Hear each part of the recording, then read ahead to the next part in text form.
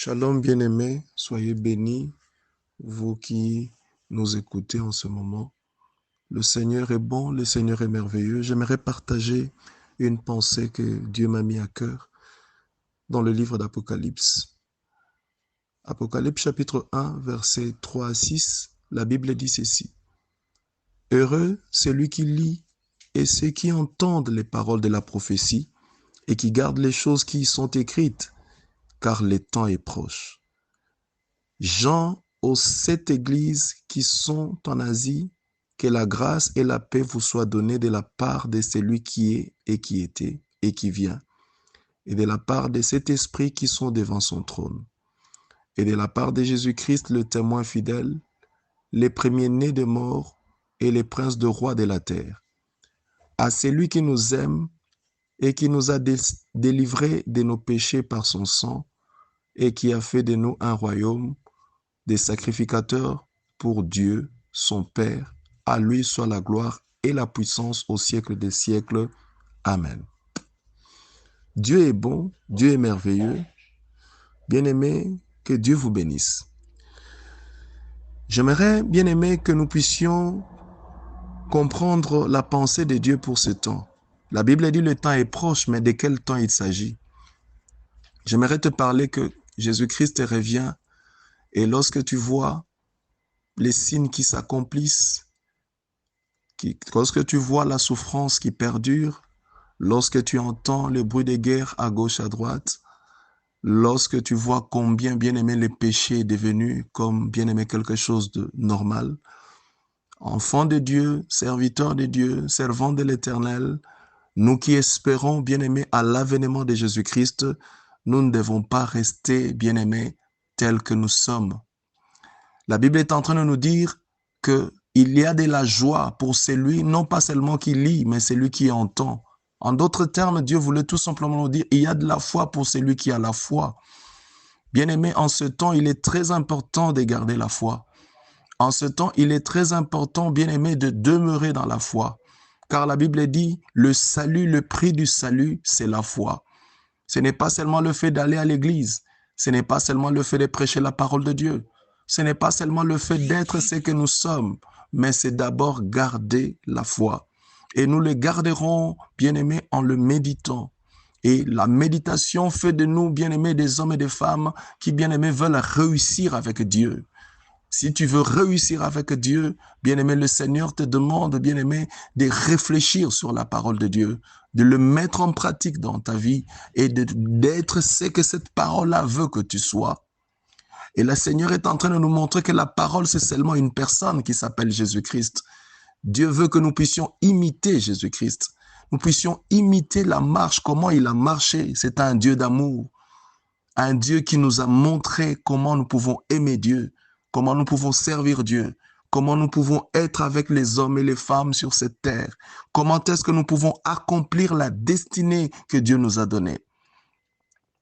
Mais ce qui est important, bien-aimé, je suis venu dire à une personne qui est là, qui nous écoute, que la Bible est en train de nous parler au travers des gens, l'apôtre qui a reçu cette révélation, bien-aimé du temps de la fin, mais il relève quelque chose de très important. Il relève, bien-aimé, comment est-ce que Jésus-Christ se présente en ce temps. Il est en train de nous dire que lorsque nous avons lu que la Bible dit dans Apocalypse chapitre 1, verset 5, la Bible dit, de la part de Jésus-Christ, les témoins fidèles. Bien-aimé, le témoin fidèle. J'aimerais te parler de la fidélité. Le petit thème que je t'apporte, c'est l'importance de la fidélité dans le temps de la fin. L'importance de la fidélité dans le temps de la fin. Bien-aimé, nous sommes dans un temps où les valeurs sont renversées. Nous sommes dans un temps où les choses ne sont pas de la manière dont les choses devaient être. Il y a réchauffement climatique, il y a des crises à gauche, à droite, il y a des choses qui semblent, bien aimées, difficiles. Mais Dieu, dans sa volonté, est en train de rechercher des personnes qui demeurent fidèles. Parce que Dieu se présente, Jésus-Christ se présente comme celui qui est le témoin fidèle. Tu ne peux pas témoigner si tu n'as pas le Saint-Esprit en toi. La Bible dit, vous recevrez une puissance, le Saint-Esprit venant sur vous et vous serez mes témoins. Donc c'est lui qui a l'Esprit de Dieu, il a bien aimé, il est bien aimé un témoin. Mais quel genre de témoin que Dieu est en train de chercher? Dieu ne cherche pas seulement une personne qui a vu quelque chose avec Dieu. Dieu ne cherche pas seulement une personne qui a entendu quelque chose avec Dieu. Dieu ne cherche pas seulement une personne qui a contemplé la gloire de Dieu. Dieu ne cherche pas seulement une personne bien-aimée qui a saisi, qui a touché la gloire de Dieu. Mais Dieu cherche aussi des personnes bien-aimées, je dis aussi des personnes bien-aimées qui sont fidèles, bien-aimées, qui demeurent dans ce que, bien-aimés, ils ont expérimenté ou ils ont vécu avec ces dieux-là. C'est pourquoi, bien-aimé, dans ce que je voulais te dire, j'aimerais que tu comprennes que Jésus-Christ se présente comme le témoin fidèle. Il a été fidèle dans sa mission jusqu'à la fin. Il a accompli la volonté du Père. Il a reçu le nom qui est au-dessus de tout le nom.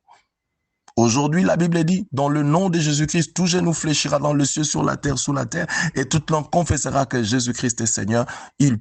Les hommes peuvent être sauvés au travers de Christ, peuvent avoir la victoire au travers de Christ. Alors, j'aimerais bien aimer t'amener à comprendre que Dieu cherche des hommes et des femmes qui sont fidèles. La fidélité, bien aimé, nous introduit dans quelque chose de grand, de plus grand que ce que nous sommes en train de voir. La Bible dit, dans Apocalypse chapitre 2, verset 10, Apocalypse chapitre 2, verset 10, ne crains pas ce que tu vas souffrir. Voici le diable jettera quelques-uns de vous en prison, afin que vous soyez éprouvés et que vous aurez une tribulation de 10 jours. Sois fidèle jusqu'à la mort et je te donnerai la couronne de vie. La fidélité, bien-aimé, ne te bénira pas seulement sur la terre, mais la fidélité va aller au-delà. Elle te donnera la couronne de vie. Une récompense, bien-aimé, pour ceux-là qui sont demeurés, qui ont demeuré dans l'identité de Christ, en Christ, qui ont marché avec Christ, qui ont travaillé pour Christ, qui sont demeurés, bien-aimés, dans le chemin de la paix. Le Seigneur, bien-aimé, nous dit ceci dans la parole de Dieu. Il a rencontré un homme, c'est lui qui s'appelle le père de la foi, Abraham.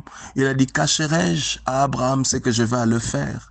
Si le Seigneur te révèle ces choses, c'est parce que Dieu veut te faire comprendre que tu es parmi ceux-là qui ont la foi. Si tu es en train de m'écouter en ce moment, Dieu t'a choisi pour que tu puisses, bien-aimé, connaître la pensée de Dieu pour ta vie. Dieu cherche des hommes qui sont fidèles. Quand tu rencontres quelqu'un qui est fidèle, tu lui ouvres son cœur, tu lui ouvres ton cœur parce que tu rencontres un ami. Bien-aimé, Abraham a été appelé l'ami de Dieu parce que Dieu a vu en lui que je peux me confier en lui. Bien-aimé, est-ce que Dieu peut te confier des choses? Est-ce que Dieu peut te confier des révélations? Il a confié à cet homme Jean parce que, bien-aimé, dans le parcours de Jean, Jean est resté constant, Jean est resté fidèle. Même à la croix, lorsque tous les disciples étaient partis, Jean était au pied de la croix. Le Seigneur est en train de chercher quelqu'un qui reste à ses pieds, qui reste accroché à lui, peu importe le temps, peu importe les circonstances, peu importe ce qui peut arriver dans le nom de Jésus-Christ.